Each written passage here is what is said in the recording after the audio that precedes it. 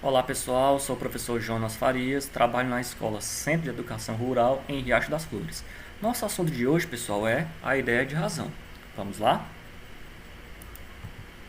Pessoal, até aqui vimos as ideias de frações para representar a parte de um inteiro, né? Ou indicar um quociente. Lembrando que quociente representa uma divisão. Tudo bem? Quociente quer dizer o quê? O resultado de uma divisão, né? Então, fração representa uma divisão, certo? Além dessas ideias, as frações também podem indicar uma razão. Sublinhar aqui, pessoal, uma razão entre dois números nada mais é do que uma divisão entre dois números. E uma divisão eu posso representar por uma fração, tá certo? Então vejamos as situações a seguir. Ó, situação 1. A professora Diana Paula dividiu a turma em grupo de 5 alunos e propôs que fizessem uma maquete da cidade. O grupo de Ana Paula é composto de 2 meninas, certo? E 3 meninos, ok? A razão entre as quantidades de meninas e meninos é de 2 meninas para 3 meninos. Podemos representar essa razão como 2 para 3. Então tá aqui, pessoal, ó, a razão que representa, né, ó, a quantidade de meninos para a quantidade de meninas. Ó. 2 para 3, né? 2 é a quantidade de meninos, 3 é a quantidade de meninas, né? Eu leio 2 para 3 ou 2 em 3. Também posso ler 2 terços, certo?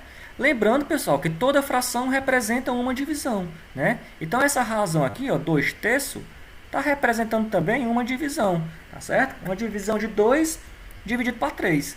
Como nesse caso, né? 2 dividido para 3 vai dar um número decimal com vírgula, tá? Então é um assunto que vamos trabalhar mais na frente. Então, por enquanto, vamos ficar só com a razão em forma de fração. Tudo bem? Continuando, vamos para a situação 2. É comum em jogos de tabuleiro encontrar dados com mais de 6 faces. Carolina tem um jogo de aventura e nesse jogo há um dado com 8 faces numeradas de 1 a 8, que lembram um octaedro. Ao jogar um dado de 6 faces, a chance de sair o número 2 na face de cima, por exemplo, é de 1 em 6. Afinal, o dado tem 6 faces. Mas de um dado de Carolina, a chance de sair o número 2 é de 1 em 8, porque o dado dela tem 8 faces, né? Podemos representar essas razões como um sexto. Um sexto, pessoal, aqui, um sexto é a razão que representa a chance de sair qualquer número, né? Em um dado com 6 faces, né? 1 é o número de casos favoráveis, né? Para sair um número, né? E o 6 é o número de casos possíveis, certo? Já a razão que representa a chance de sair um número em um dado com 8 faces é 1 oitavo, né?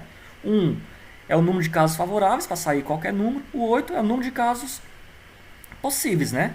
Em um dado de 8 faces. Tudo bem? Continuando, ó, vamos para a situação 3. A razão da distância percorrida por um carro, pelo tempo que ele levou para percorrer essa distância, fornece a sua velocidade média.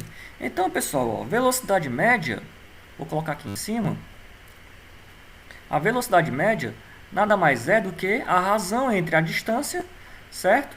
E o tempo que ele demora para percorrer essa distância, tá? Então, velocidade média eu obtenho fazendo a razão entre a distância e o tempo, tá certo? Que ele demorou para percorrer essa distância. É comum encontrar nas ruas ou nas estradas placas que informam a velocidade máxima que um veículo pode atingir naquela via. Por exemplo, se um automóvel percorreu 60 km em 2 horas, a razão entre a distância e o tempo pode ser dada por 60 sobre 2. Podemos simplificar a fração 60 sobre 2, dividindo o numerador e o denominador por 2, obtendo a fração 30 sobre 1. Então vejamos, pessoal.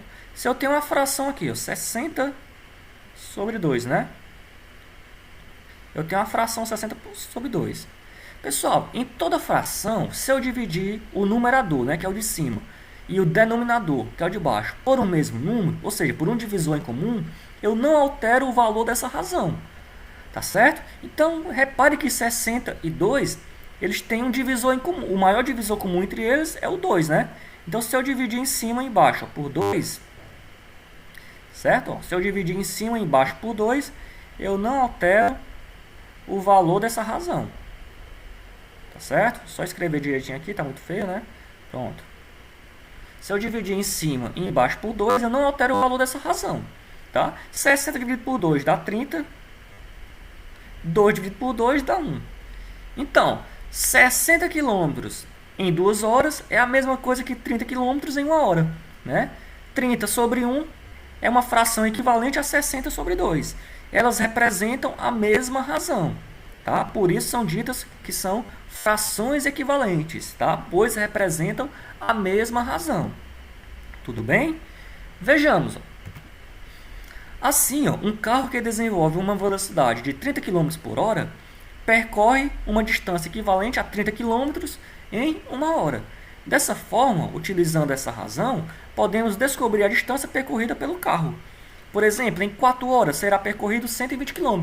Então vejamos, utilizando essa razão aqui, pessoal, 30 km em 1 hora, né? A gente pode descobrir, né, a distância que ele vai percorrer, ou o tempo, né, que ele vai percorrer, né, em outro trajeto. Tudo bem? Vamos lá, ó. 30 km em 1 hora, né? Então, qual vai ser a distância que ele vai percorrer em 4 horas? Tá? Para eu encontrar essa distância, eu tenho que encontrar uma fração equivalente a essa, tudo bem? Cujo denominador aqui seja 4, tá certo? Como é que eu faço para encontrar esse valor? Então vejam, eu tenho que encontrar uma fração equivalente a essa, né? Cujo denominador seja 4. Então vejamos, pessoal, 1 para 4, de 1 para chegar em 4, eu tenho que multiplicar por 4, certo? Então de 30 para chegar nesse número, eu tenho que multiplicar por 4 também. Tudo bem? Então, quanto é 30 vezes 4? 120. Certo? Então, 30 sobre 1 é a mesma coisa de 120 sobre 4. Tá? Representam a mesma razão. Ou seja, são frações equivalentes. 30 km em 1 hora é a mesma coisa que 120 km em 4 horas. Tá? Frações equivalentes, né? Pois representam a mesma razão. Tudo bem? Uma propriedade interessante das razões é a possibilidade de obter, por meio da equivalência de frações, valores desconhecidos, né? Então, como a gente viu nesse caso aqui, tá? Por meio de razões, né? É possível encontrar a equivalência de frações, tá certo? E assim descobrir valores desconhecidos. Vejamos esse exemplo. Ciclistas que não participam de competições conseguem atingir cerca de 20 km por hora. Em ruas pavimentadas. Se em um trajeto tem aproximadamente 60 km, qual é o tempo que um ciclista leva, em média, para concluí-lo? Primeiro, vamos representar essa razão, né? 20 km por hora. Representando em forma de razão, eu tenho 20 sobre 1, né? Ou seja, 20 km a cada 1 hora, né? Então, pessoal, quanto tempo, né, esse ciclista andando nessa velocidade vai demorar para percorrer 60 km. Para encontrar esse valor aqui, né, que no caso agora eu quero encontrar esse denominador, né? Eu estou procurando aqui esse denominador. Eu tenho que encontrar uma fração equivalente a essa, certo? Cujo numerador seja 60. Tudo bem? Então, para encontrar esse valor aqui de baixo, então vejamos, 20 para 60, eu multiplico por quanto? Por 3, né? De 20 para chegar em 60, eu multiplico por 3. Então, de 1 para chegar nesse número, eu tenho que multiplicar por 3 também. 1 vezes 3 dá 3, né? Então, está aqui a fração, né? Equivalente a 20 sobre 1.